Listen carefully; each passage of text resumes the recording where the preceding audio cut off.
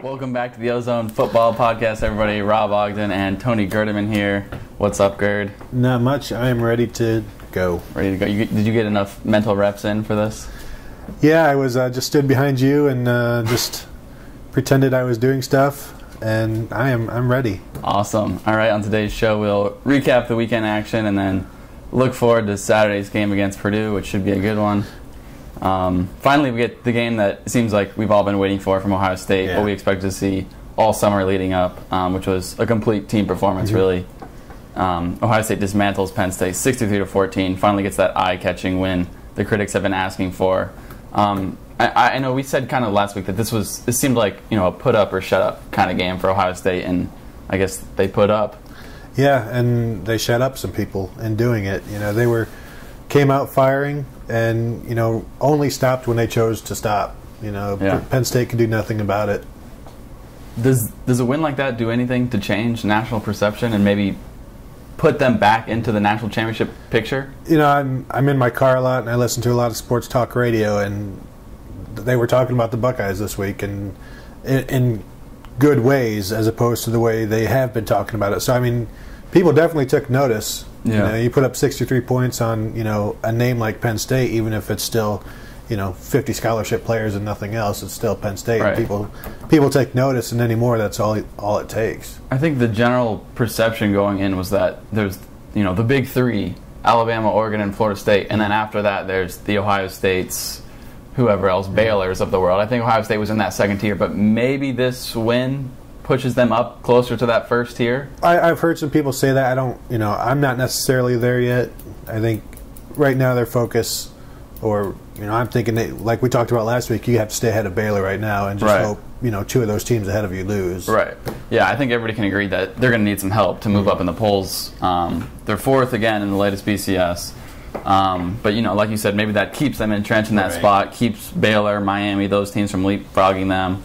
Last week there were 8 unbeaten teams in the top 10. There's only 6 this week. Missouri and Texas Tech both lose. So, like we said, these things have a way of working themselves out. Each week more teams will probably lose. These next couple weeks especially might be huge, though, in determining where Ohio State ends the season. Because this Saturday, Florida State gets Miami, so that could help. And then next Thursday, Oregon gets number 5 Stanford, and then the Saturday after that, Alabama gets number 13 LSU. So if all those teams still are undefeated by that time, it might be looking a little bleak for Ohio State, although there still would be the the conference championship games, which would be really the next chance, probably. Yeah. So, if something doesn't shake out in these next couple of weeks, then then it's getting into desperation time. Yeah, it definitely should be a fun couple of weeks. Even if Miami beats Florida State, maybe this win would hold off Miami from passing Ohio State and moving into the top 3 or whatever. So we'll have to see how that works out. Or we saw with how Florida State jumped Ohio State with the win over Clemson. Does Miami just do the same type of leapfrog? But I don't think we have to worry about it because Miami's going to get rolled. That's probably true. Back to the Buckeyes, though, I always find it funny when Urban comes out and says one thing and then a player comes out and says the exact opposite. That's what happened on Saturday. Meyer was asked if the win was a statement win. Of course, he said, this wasn't our mindset. Our players weren't thinking about that. We just wanted to get the win. And then Roby comes out and unequivocally says, this was a statement win. That's our attitude coming into the game. We wanted to come here and blow them out on prime time. So, of course, the players are going to have a different idea than the coach, and the coach has to give the political answer. But, was it a statement win? It was a statement win in that it showed people what Ohio State could do, what they were capable of. We've seen, the close wins over, Iowa, Northwestern, and Wisconsin. Those are nice wins, but it wasn't 4 quarters of play this was maybe 3 quarters, but it was all they needed. Yeah. Right. So it's a statement in that way, in that, they showed what they could do. And I asked Ed Warner after the game about that, did your team need to see how good they could be? And he said, everybody needed to see that, they could put 4 quarters together, and, they did it. So is this a confidence boost going forward for the blueprint of how to play the rest of the season? No, I think it has to be, especially when most of the members of this team played Penn State last year, and that was a tough game for them, and they didn't take over until the second half. So I think they can see how far they've come in just 1 year, and when you put 63 points on the board, you have to take notice. It might have been a statement game for quarterback Braxton Miller as much as it was for Ohio State. He continued to silence the critics. Since that Northwestern game, he completes 18 passes for a career-high 252 yards and 3 touchdowns. Also adds the 68 yards on the ground for 2 scores, which surprisingly were his first 2 rushing scores of the season, I believe. And Meyer's quote yesterday was, "I thought he'd be better, but he was better than better." Yeah. So, I mean, he just continues to improve since that game. And it was interesting, Meyer also said that he thought once Guyton started warming up at that Northwestern game, that kind of lit a fire under Miller, and it seems like it did. Yeah, since Guyton has come, since Guyton was in and Braxton, had to deal with his injury, when he's come back, we haven't seen him miss any snaps due to injury. And that Northwestern game, when Kenny Guyton was warming up, he's been a completely, I don't know about a completely different player, but he's been more focused. Right. He's been more dynamic. He's been more everything, and you're seeing the results. He's been the player that we thought he would be, which is, I mean, he's completed 77% of his passes for 563 yards, 5 touchdowns, and no interceptions, and that's since that Northwestern game. So, that's what we expected from Braxton coming into the season, and that, we didn't see that. And then he came back from the injury, and everyone was like, well, I don't know. He doesn't look like the Braxton we thought he would be. There's a kind of a little bit of a controversy with Guyton, but that seems to be pretty much silenced by now. Yeah, as good as Kenny Guyton has been, would you ever imagine him being as good as Braxton Miller is right now? No, I don't think anybody could argue that. No. But Meyer did say that there's pressure behind Miller because if he doesn't perform, he knows that Guyton's right there behind him, and he knows Guyton can get the job done. Whether it may not be quite to the level that Miller can, but he said the thing about the whole stadium is even chanting Guyton's name Saturday. So there's definitely pressure for him to perform. Realistically, how good is Kenny Guyton? How many quarterbacks in the Big Ten is he? How many schools could he start for in the Big Ten? Well, I think he could start for all of them, but like would he start? We were talking. I don't think he would start at Nebraska because Taylor Martinez is entrenched there. The big discussion would be Michigan. Does he start in front of Devin Gardner? We talked. Brady Hoke said that that Johnny Manziel would be behind Devin Gardner if Manziel was at Michigan. So, we know how he obviously he's going to protect his player, but Kenny Guyton doesn't make mistakes. That many mistakes as Gardner. I don't know. What do you think? Do you think? Other than those 2 that you mentioned, I don't think there's any school that even has a question. There's even a question mark by that. Kenny Guyton's a better quarterback than the starting quarterback there. I'm trying to think.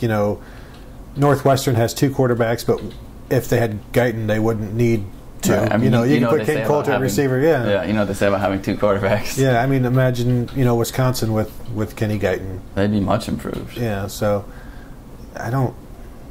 What about, is there any chance he could be, at the end of the season, Big Ten, all Big Ten honorable mention or anything like that? I think he'll definitely be honorable mention just because of, I think he's earned the conference's respect, the coaches' respect, the media's respect. So I think, he might already have that locked up. Then I've seen there's questions about would he be second team. I think that's, where are you at? I'm not sure. Yeah, I think he definitely is deserving of it, but how impressive would that be for a backup quarterback to be all conference when he only played? He played a decent amount of games, but it's not like a backup quarterback came in and played great, and played like the whole season. Right. He played he started 2 or 3 games? I think it was 2. He started 2 games. Played most of. And to be named all Big Ten, I don't have a stat about that, but has that ever happened? I'm wondering how many teams have had 2 quarterbacks, at least receive honorable mention. Right. But this is the case of a clear number 1 and a clear backup, not like what Northwestern does with 2 guys are like, it's a 2 quarterback system. Has a clear backup ever been named all Big Ten? That's what I'd like to know. Maybe we'll get an intern researching that. That'd be good. Speaking of all Big Ten or Big Ten honors, Miller is Offensive Player of the Week for his performance against Penn State in the Big Ten. What's the next step for him? I know Meyer mentioned a few things that he still could do better. How can he get better? Yeah. He talked about him panicking in the pocket a little bit and leaving the pocket before he has to. I think for me, there's still these inexplicable sacks that maybe he shouldn't be taking that he does. And I think once he gets that awareness, honed in. He can make all the throws. His accuracy is there. Obviously, he can run. I think that part of his game, the pocket awareness, and perhaps maybe, where's he grading out on his reads? All the coaches, have been praising him the last few weeks about that. But I think it's a few little things. All the physical stuff is there. Yeah.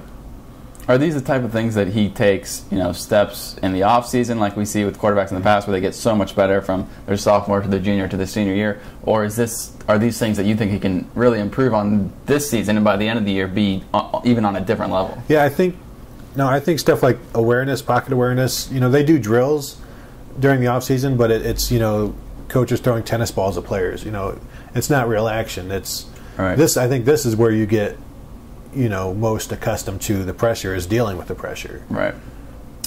The 686 yards allowed by Penn State Saturday were the most ever allowed by a Penn State defense, and the 63 points were the most allowed since 1899. Joe Paterno was in his fourth year. That's true, actually, yeah. His fourth year there at Penn State. So there's that. Some complain that Urban was running up the score. Personally, I think that's ridiculous. I mean, he took all of his starters out by the fourth quarter. Mm-hmm. He had his second and third team guys in, and they were still getting the job done. Yeah. No, when people say he was running up the score, or when anybody says that, you think of what they could have scored if they wanted to. That's right. Running up the score. Right. This is them trying not to score what they wanted to. Especially when you have people saying, they need a statement win. They need to beat this team by 40 points or whatever it may be. And then when they do it, well, they ran up the score, So it's a fine line, definitely, because, Meyer has said before that he believes in sportsmanship. He doesn't believe in running up the score. I don't know if he was going for the style points or not. I don't think he would admit it if he was. Yeah. Well, I asked on Twitter, yesterday, the day before, have Oregon or Baylor ever been accused this season of running up the score? Because I don't ever remember hearing it. Right. And they're always putting up 60 points on teams, Sure. because that's just their style. Sure. So this is what Ohio State wants their style to be. Right. So when they finally achieve it, I think you give them credit. I think the one thing that maybe gave people a little bit of pause was when he challenged that fourth down that was 4th and inches, and they ended up winning the challenge. I think at the time they were up by 49. Mm-hmm. I think it was 56-7 at the time, yeah. So they ended up getting the ball back and then scoring again, and Penn State out of that touchdown at the end. So I think that's maybe the one thing that people thought, he didn't really have to do that. But I think as a football fan, you can never get upset when a coach chooses to make referees look incorrect. There's that. Because that's what every fan wants. They want referees to be shown to be wrong. Right. Because nobody likes referees. And that's what Meyer was doing. They should be happy about that. And you never want to stop competing, I feel like. Even though the game's out of hand, it's not that you're even trying to run up the score, but you still got to play the game like you would play it in the first quarter, Well, and you still want your his defense still has issues. They want to build up their confidence. Right. That's one way to do it. Why would you not go after a turnover, which that basically is? Right. Would you tell your second team safety to drop an interception? Right. Because that's what it was. It was a turnover on downs. So why would you choose to forego a turnover? Nobody would. If you have evidence that the call was incorrect and you can get the ball back for your team, I think you have to do it. Yeah. I think Bill O'Brien, Penn State coach, was asked about it after the game. I don't think he had a problem with it. And like we said, I don't think there's really any way that you could from a coach's standpoint. Another huge game for Carlos Hyde, 147 yards, 2 scores on 16 carries. Could have been more. That was really only 2.5 quarters of work. Yeah. Taken out midway through the third quarter. I like the way I don't think you were there for that. I like the way he described himself yesterday. He said he's a violent runner. It's a good adjective. Yeah, you only have to watch him for a few carries to get that gist. Yeah. If he would have carried the ball 20 times, I think he had another long one in him, because Penn State was, they couldn't have taken too much more of him. Not that they could take any of what they got. Right. But we talked about I think we talked about last week that, if it is a fairly close game, Penn State will get tired in the second half, and Carlos Hyde will not. So even if it was like a 7-point game going into the fourth quarter, it would have been a 21-point game after the game, just because of Carlos Hyde wearing down their defense. Yeah, he mentioned that yesterday too. He said, almost that he can smell blood from the defense. That when they're getting tired. He actually called it no moss. That's what he referred it to as. So but you can see that in the second half. Like they don't want anything. They don't want anything to do with them. He had that one long run, that touchdown run. I think it was 39 yards, which was his longest of the season. it's limited action after missing those first 3 games. So, but there's that. We ranked the players before the season coming in based on importance. We had him at number 5. I think, at least I can say in my rankings, I think it had a little bit to do with the suspension. That might have knocked him down a rank or 2. But if we're re-ranking, is he number 1? Well, I think here's my thing. I'd say yes, but I mean Jordan Hall was also doing well. That's true. But he was playing lesser competition. But Braxton Miller, his value maybe dropped a little bit because the team worked with Kenny Guyton. Right. But, when you get to October and November, you need Carlos Hyde more than you need Jordan Hall. And so I think, I think the team would be okay with Jordan Hall, but, Hyde gives them something that nobody else does. That's the thing. I think they would be okay with his Jordan difference, Hall. The difference between Hyde and Hall is greater than maybe the difference between Miller and Guyton. Right. So, I mean, Hyde gives them, like you said, something that nobody else comes close to giving them. As adequate, as good of a Big Ten running back as Jordan Hall is, it's not close to what Carlos Hyde is. Yeah, and Hyde is even more of a home run threat. Hall got caught from behind, in this game. He had a couple home runs, earlier in the season, but Hyde has always been a guy who, he didn't do it last year because he had a bum knee, but I mean he's got a history of breaking long runs. Yeah, I mean Hall's adequate. He could start for probably most every other team in the Big Ten, but he's not that game changer that Carlos Hyde is. Yeah, and he's not necessarily a guy who gets better with more carries. Yeah, that's true. The other guys we had in front of him, Shazier, we had number 2, I believe, which is hard to argue with. He's really the leader of that defense, especially with Christian Bryant out. Yeah. I think we had Roby 3, which I would, if we were re-ranking, I'd put Hyde above Roby at this point. I think we might have to move Duran Grant up. Yeah, I think so too. I'm not even sure where he was, but he's had a huge season. I don't think he was. We ranked him. What do we do? That's your fault then. The thing with Roby though is, I mean, they do struggle a little bit without him because Armani Reeves coming in. He's okay, but there is a big drop off there. So he's obviously still an important player. I'm not sure who we had. I think maybe Philly Brown was 4th on our list. Yeah, he might have been. We need to look at that again. Either way, it's on the internet. We'll find it. It is on the internet. So if you really want to know, you can Google that. But it would be fun to re-rank that. Definitely see where everybody would put Hyde. I mean, and we did that last year. We re-ranked, do the re-ranking after the season. So we'll do that again. Yeah, just because at the beginning of the season, there was no question who everybody put number 1. Like it was no surprise it was going to be Braxton. Now that the fact that, and it's not even an indictment of Braxton, it's more talking about how good Carlos Hyde's been. And you look at Kenny Guyton, he's still leading the team in touchdown passes. Yeah. So he's second in the Big Ten. Yeah. Still. Yeah, that's incredible. A good game for Dontre Wilson as well. He only has the 3 touches, but he ends up with almost 100 all-purpose yards. Took that 26-yard swing pass to the house for his 2nd touchdown of the season. He also had a 49-yard kickoff return, I believe, which he almost beat the kicker or whoever it was around the edge. Could have taken that one for a score too. But maybe just as important, he showed his ability to block. That one that he had near the goal line on Jordan's Hall run really sticks out in my mind. And I know Meyer mentioned yesterday that it was something he noticed too, that he was blocking. So that's a good sign for Dontre. Yeah, and I like what Meyer has said the past few weeks. He's like, he's good now, but just wait. Yeah, wait until next year. And Meyer said he's already put on like 14 pounds. So that would put him up to almost 190 right now. Yeah.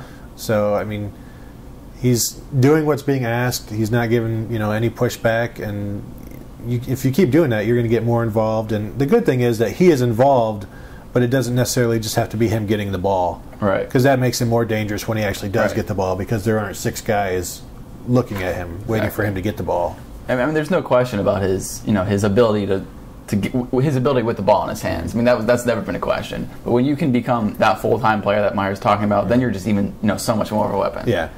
I mean, just if we're projecting to next year, I mean, what do you see the backfield being? I mean, where do you see his role being?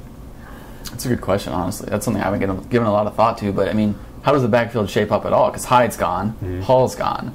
So I think it would be Ezekiel Elliott. I think it has to. Because I don't think, as good as Hall or as Wilson is, he's not that type of player. No, he'll be what I think he is now. He'll just be more of it. I think so. And, he'll also get the ball in between the tackles here and there. But I just think you've got Elliott and Wilson are tailor-made for what Meyer wants to do So because they're like the 1-2 punch. Yeah, kind of. because Elliott has no problem running inside. He has. I mean, you saw that jump cut he made, against Penn State, where he jumped backward like 3 yards. Yeah. And and then he picks up 12 yards going forward.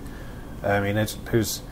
The interesting thing too is where does Rod Smith and Bryante Dunn fit into that? Yeah, and Warren Ball. Because is Elliott going to be the power guy? I think he can be a power guy, but Hyde is just a mover. He moves everything. Right.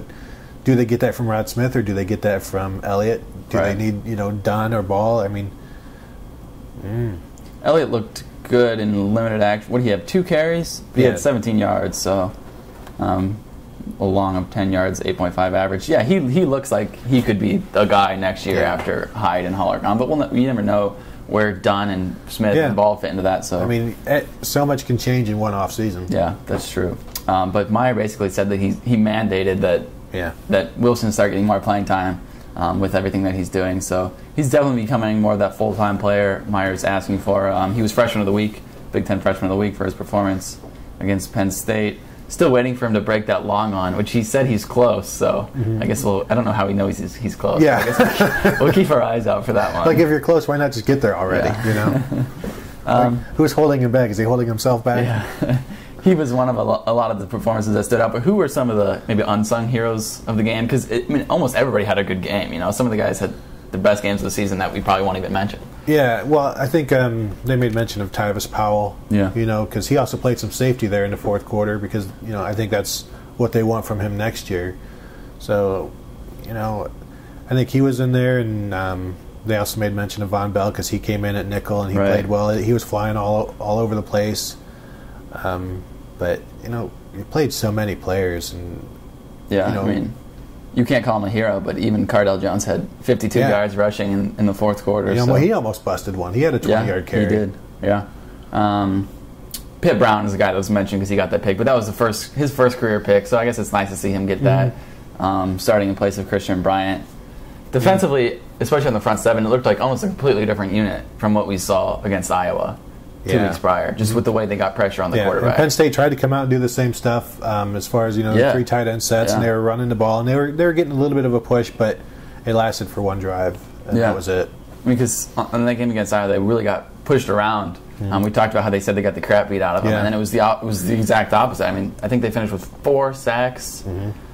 Spence had 2 of them, I think. Noah Spence, who he had his best game of probably his career. Yeah, he should have had a 3rd sack that turned into a touchdown pass. Right. I think he had 3 tackles for a loss. He had that 1 forced fumble. But they clearly, rattled Christian Hackenberg, which is what Meyer said they went into the game wanting to do, and that led to the errant throws, which led to the 2 interceptions as well. Yeah, they talked about it all week. He's a freshman. They rattle freshmen, and you only have to hit him a couple times before he starts feeling it, on every snap. Right. I think that definitely was a factor in the game. One thing that Meyer did mention yesterday is that the linebackers still aren't up to par with Ohio State standards, is the way he put it. Is depth the biggest issue there, or what needs to happen with them? Well, I think until somebody steps up, and I think we're talking mainly about the strong side. Josh Perry. We're talking other than Ryan Shazier. Yeah, and Curtis Grant, he flashes here and there. But you just don't ever really see a third linebacker making plays. Right. And I can even, we can even put Tyvis Powell in that, as that 7th man in the front 7. Yeah. There just aren't enough plays being made at the Sam or the star. Right. And I don't think they're unhappy with Powell. It's just that that's a position that can make plays, and we haven't seen it yet. Yeah. What about Grant? We mentioned him a little bit. He's a guy who's, I think he's 2nd on the team in total tackles. I think he's, because last year he had to be replaced in the starting lineup because he wasn't at the par. But I don't think he's, or where do you think he's at? Because I don't think he's at the point where maybe some hopes would be when he came in for his career. But looking at where he was last year, I think he's been formidable at least this year. Yeah, and I don't know, would he be an honorable mention All Big Ten? I think that would be. I would guess not, but I think that would be the extent of it. Right. This season.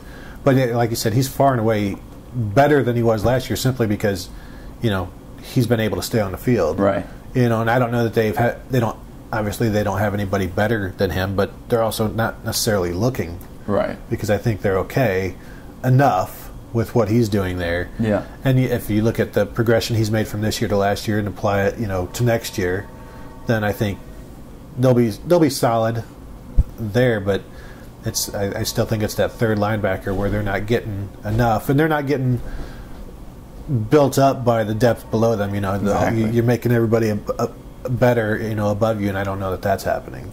Yeah, Grant had a bruised neck, I guess, which he'll be fine for Saturday. Mara said it's just a neck injury. Just a neck injury. He led with his helmet on a tackle or something. So, but he should be fine. I guess moving on to Saturday, Ohio State gets Purdue team whose only win is a 20-14 win over Indiana State back in week 2. So there's a quality win for you. You had the stat about Ohio State is a 30-point favorite for the 10th time in the last 20 years against a conference opponent. Is that what it was? Yep. But this is the first time they've been a 30-point favorite on the road since 1998, right? Yes. So that's a good stat there. So I think we both said that we would give the points there just based on the way that the two teams are playing right now. Yeah, I think we talked earlier. I mean, there should be a 28-0 halftime score. Right. Maybe even they could even cover by half. That they should, but there's been a lot of shoulds. When they go to West Lafayette or when Purdue comes here, that don't necessarily pan out. Yeah, as we know, they've seemed to give them trouble. Purdue seems to give Ohio State trouble, at least over the past 10, 12 years. I think Purdue has won 4 of the last 11 between the two teams, but even the ones that Ohio State have won have been really close. Even thinking back all the way to like 2002, that game, and then the year after that in 2003, Ohio State had that game went to overtime, I think, right? And there was a late field goal blocked, right? That won that game. Am I thinking of the right game? 2003? That's a long time ago. Okay. Well, that was a close game, either way. So there was 2002, 2003, and then the game 2 years ago that Purdue did win on the missed extra point. And then last season, Guyton coming back to win that one. You trying to look this up? Yeah, you're right. 2003, I'm pretty sure. 2003 was overtime, yes. And there was a blocked Purdue was ranked 11th that year. So, yeah, it was a close game. Dustin Fox. Yeah, that's the one. Blocked a field Dustin goal. Fox, right. Thanks to John for that little piece. Dynamite drop in. Yeah. But anyway, so this could be a closer one than we expect, just based on the opponent. What would be closer than we expect? And I mean, it would still be a cover though, right? Anything that's even close, relatively close, where the game's somewhat in. Like, what if it's a 34-3 final? They cover, but that doesn't seem very impressive, right? 34-3? No, it doesn't seem impressive, but I wouldn't call that close. No, no. I mean, if Ohio State wins by 2 touchdowns or less, then I'm saying okay, Purdue up to their old tricks. anything between 14 points and 30 points, I think is not a great game for Ohio State. I'm not going to call it close though. But then when you beat the spread, I think that's what we're talking about from last week. Another quality win. Yeah, and 1996 was the last time Ohio State was favored by more than 2 touchdowns going to West Lafayette. 1996. Yep. Did they win that game? They did, 42-14. Okay. Well, there's that for you. We were talking about this before the podcast. If Ohio State's second team played Purdue this week, I put the line at 14.5. Are you taking those points, or are you giving them? With this Purdue team, I think you lay the points and you just trust Captain Kenny. Yeah, and I think so. Let the defensive line, create the havoc and try to protect the back seven. Yeah. I always trust Captain Kenny. Yeah, even so you'd have Guyton in there, you'd have Hall in there. And you still bring in, Rod Smith, and I mean, are we talking just the second teamers, or second team and under? Yeah. So just no first teamers. Yeah, and but do we consider Evan Spencer? He always starts, but he's a number 3 receiver. I think he has to be considered a second teamer. Yeah. Otherwise, who are you starting? Frank as long as I have Evan Spencer blocking. Yeah. Then I'll be happy with that. Which he had a little minor knee injury Saturday too, but Meyer said he'll be fine going forward. Do you think realistically we see Guyton in this game? I mean, if it's a 30-point cover and you're going to cover, if they don't see Kenny Guyton, then that's not a good sign, right? Right. I think so. So I think. Yeah, he'll play. A little homecoming action, or little, I don't know. He is the Purdue Slayer. Yeah, the Purdue Slayer, however you want to put it. We should also mention that, do you want to mention anything else about Purdue before we move on? No, I don't. No, not really. Daryl Hazel, former Ohio State assistant, Yeah, I feel off bad to a for rough him. start. Yeah. I feel bad for him. He's a nice guy. He doesn't deserve this. No, he really doesn't. But I was going to say, we should mention that linebacker Ryan Shazier named one of 12 semifinals for the Buckeyes Award yesterday. Also nominated were Wisconsin's Chris Borland and Buffalo's Khalil Mack, who we've seen. James Laurinaitis and Andy Katzmore are the two previous winners for Ohio State. And then senior safety C.J. Barnett also named one of the 15 semifinals for the Thorpe Award. Yeah, that surprised me a little bit. Yeah, I thought so too. Yeah, I think because Christian Bryant is the guy who gets more publicity than him. Right, and even Roby. Yeah, and Roby too. And I think, maybe, I don't know if they were just looking for a Buckeye to give it to, or not to give it to, but to put in there. But, Barnett has been solid. We talk about unsung heroes, and I think he's one of them because no, he definitely is. We've seen in the past where there have been communication issues and he's been chasing somebody into the end zone, but this year he's been solid. He has been solid. It is a little odd that coming into the season, the guy that we kind of perceived as maybe the third best guy on the secondary is nominated for the award, even when the secondary hasn't even been that good. Yeah. So, but yeah, like we said, coming into the season, I think everybody thought Roby would be one of those guys, but he, with a suspension and then getting kicked out of the game and then not playing up to Roby's standards, I think kind of explains itself. But let's see, he's won 15 semifinals for that. Both awards will announce finalists later this month, so we'll see if either guy will make the cut for that. You would think Shazier would, but... Yeah, I think Shazier will close strong. I don't think he's had the year he's wanted this year. I mean, he's all Big Ten. Yeah. But I think I think he expected more, and I think with the teams they play these last few weeks, he'll be in the backfield quite a bit because Meyer wants more aggressive defense, and he's, like Meyer called him yesterday, they want one of the best blitzers in the country. Yeah. I mean, if you're not sending him into the backfield, you're doing something wrong. Yeah. We should also mention Devin Bogart is out for the season is it a torn ACL? Is that what it was? And it was the same knee that he injured last season. He missed the last 4 games of last season with the same knee injury, so that's a tough break there. Yeah, that was rough. Luke Fickell found out about it talking to us. And so did Curtis Grant. Yeah, and they're both like, what? yeah, like leveled by it, so. Anything else we want to add about the football? Buckeyes will be playing another freshman quarterback. Yeah. The second in a row, third this season. Another team coming off a bye. Yeah, 4th in a row. Well, one thing is they talked about Purdue having a new front, going from a 4-3 to a 3-4. Right. Because they changed completely after their last bye, and so they don't even really know what to expect coming into this one. Right. But I guess the cure for that is just to pound them and yeah. Which I think we're going to see a lot of. Yeah. Do you think it's going to be just pounding, or do you think they'll throw it around? I think they'll throw it around and they'll pound. I was thinking earlier today that I was close to predicting Braxton Miller's first 300-yard game, but the running game is just so effective that it's hard to throw for 300 yards. There's that, and there's the fact that if Braxton Miller's having that good of a game, he's going to be out by... Yeah, well, he'd have to throw for 250 in the first half. Right. And it's just... They're too good at running the ball to have to throw it that much. I could see him getting close, but like you said, it'll depend on how much to give it to Hyde. But I mean, it's Hyde's fault. It is Hyde's fault. There's gonna be a lot of yards to go around. Yeah. So I mean, maybe Hyde still goes for 150. And it should be quite a few 3-and-outs from Purdue. So yeah, there's gonna be a lot of opportunity. This one could get ugly. Maybe. I don't know. You were saying 34-3. No, that's what you said. I'm saying take the points or give the points easily. I'm thinking 42-point spread.